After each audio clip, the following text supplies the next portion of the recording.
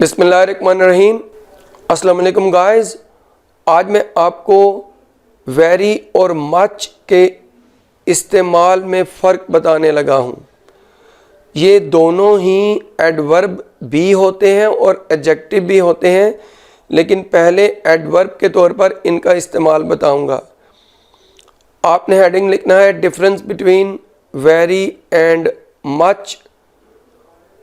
आप पहले सुनिए, ये दोनों एडवर्ब की हैसियत से जब इस्तेमाल होते हैं तो दोनों का मतलब बहुत होता है। वेरी का मतलब भी बहुत और मच का मतलब भी बहुत, लेकिन इनके इस्तेमाल में डिफरेंस है। वो क्या है? पहले आपने लिखना है heading use of very as an adverb. नीचे लिखिए very can be used before positive degree of adjective and adverb. और इसकी उर्दू लिखिए वेरी को एडजेक्टिव और एडवर्ब की पॉजिटिव डिग्री से पहले इस्तेमाल किया जा सकता है। आप ज़रा एग्जांपल लिखिए कि देखें, एडजेक्टिव है टॉल, लंबा। तो जब हम बहुत लंबा कहेंगे तो वेरी टॉल, मच टॉल नहीं, क्योंकि पॉजिटिव डिग्री से पहले मच नहीं लगाया जा सकता, वेरी लगाया जा सकता है। बेशक दोनों की उर्दू बहुत है, तो वेरी टॉल। एक और लिखिए, नेक्स्ट एग्जांपल है इंटेलिजेंट, ज़हीन। तो बहुत ज़हीन, वेरी इंटेलिजेंट। मच इंटेलिजेंट नहीं हो सकता। अब आप एग्जांपल सेंटेंसेस की शक्ल में ले लिए। देखें, Ali is a very tall boy. Ali एक बहुत लंबा लड़का है। ये पॉजिटिव डिग्री टॉल इसलिए इस्तेमाल की जाती है जब एक ही शख्स की खूबी, हामी या हालत को बयान करना हो, उसकी तारीफ़ करना हो, जब कंपैरिजन किसी दूसरे शख्स से ना हो। अच्छा, एक और लिखें, she is a very intelligent girl. तो वो एक बहुत ज़हीन लड़की है। भाई, इंटेलिजेंट से पहले बहुत की इंग्लिश हमने वेरी की। अच्छा, ये सुनिए, अब हम एग्जांपल ले लेते हैं एडवर्ब्स की। फास्ट और स्लोली। फास्ट का मतलब तेज़ी से, स्लोली का मतलब आहिस्तगी से। अगर इनसे पहले हम वेरी लगाएं तो क्या होगा? वेरी फास्ट, बहुत तेज़ी से, वेरी स्लोली, बहुत आहिस्तगी से। अब जुमलों की शक्ल में आ जाते हैं। Ali runs very fast, Ali बहुत तेज़ी से भागता है। यहाँ पर फास्ट रन्स की तारीफ कर रहा है, यानी वर्ब की, उसके भागने के अंदाज को बता रहा है, जो किसी काम के अंदाज को बताए वो एडवर्ब होता है। उससे पहले हमने बहुत की इंग्लिश वेरी की। अब आगे आ जाए, शी वॉक्स वेरी स्लोली, वो बहुत आहिस्तगी से चलती है। स्लोली ने वॉक्स की तारीफ की, यानी उसके अंदाज को बताया कैसे चलती है, और उससे पहले बहुत की इंग्लिश हमने वेरी की।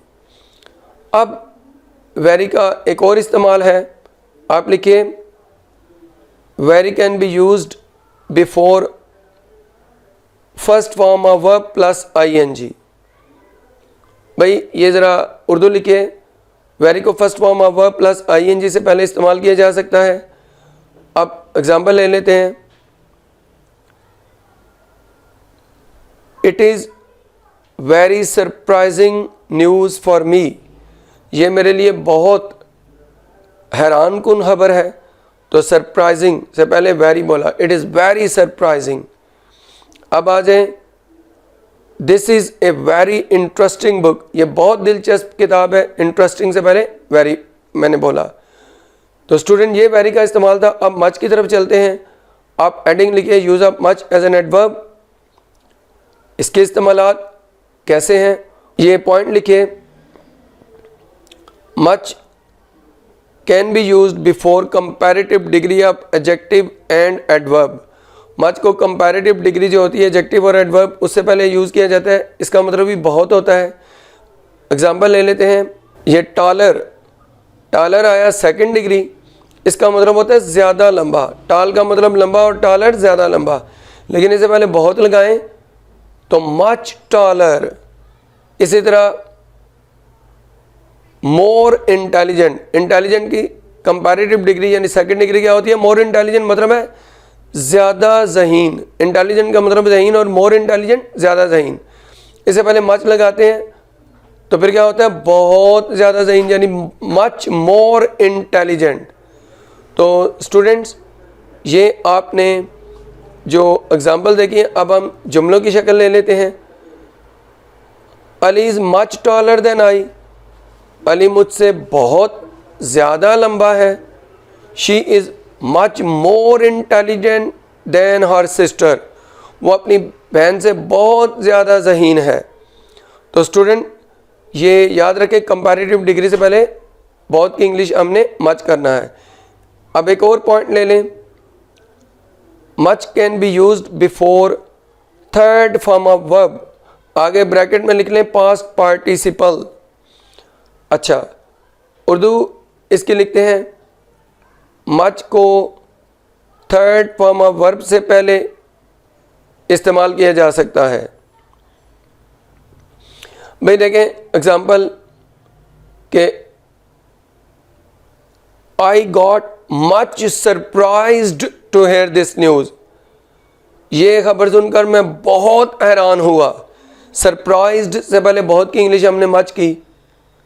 एक और एग्जाम्पल ले लेते हैं, he is much interested in this matter, वो इस मामले में बहुत दिलचस्पी लेता है। देखें, बहुत दिलचस्पी उसने ली हुई है, वो बहुत कीन है इस मामले में। तो इंटरेस्टेड से पहले हमने बहुत की इंग्लिश मच की। तो स्टूडेंट्स, ये याद रखिए, थर्ड फॉर्म ऑफ वर्ब जिसको पास्ट पार्टिसिपल का नाम दिया जाता है, इससे पहले बहुत की इंग्लिश हम मच करते हैं। अच्छा, लेकिन ये बताता चलूँ कि चंद थर्ड फॉर्म ऑफ वर्ब्स ऐसी हैं जिनसे पहले हम बहुत की अंग्रेज़ी मच के बजाय वेरी करते हैं। तो आपने लिखना है कि इस तरह लिख लें, very plus third form of verb, और नीचे वो लिख लें very pleased, very tired, very frightened, very dilated etcetera. Student, ये तो वेरी और मच को एडवर्ब के तौर पे यूज़ किया, अब दोनों को एडजेक्टिव के तौर पे ले लेते हैं।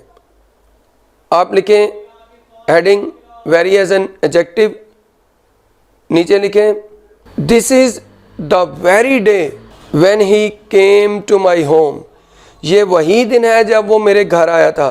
भाई वेरी जब एडजेक्टिव होता है इसका मतलब वो वही, उस या उसी होता है, और इसके बाद नाउन आता है। देखिए डे आया, this is the very day. अच्छा, एक और लिख लें, this is the very book which you gave me, ये वही किताब है जो तुमने मुझे दी थी। वेरी से पहले बुक आया, नाउन है, तो वेरी एडजेक्टिव हुआ और इसका मतलब वही हुआ।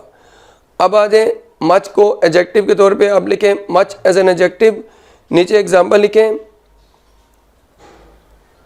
आई हैव मच शुगर, मेरे पास बहुत सी चीनी है। तो भाई मच का मतलब बहुत, और ये एडजेक्टिव के तौर पे तब यूज़ हुआ जब इसके बाद नाउन आया शुगर, और मिकदार वाली चीज़ें इसके बाद आती हैं, तादाद वाली नहीं। तादाद वाली चीज़ों से पहले बहुत की इंग्लिश मैनी की जाती है, जैसे आई हैव मैनी चेयर्स। यहाँ पर क्या है, शुगर मिकदार है, तो मच शुगर। एक और एग्जांपल ले लें, ही ड्रैंक मच मिल्क, उसने बहुत सा दूध पिया। तो भाई ये मच बहुत मतलब है एडजेक्टिव के तौर पर भी इसका, और आगे मिकदार वाला नाउन आया मिल्क।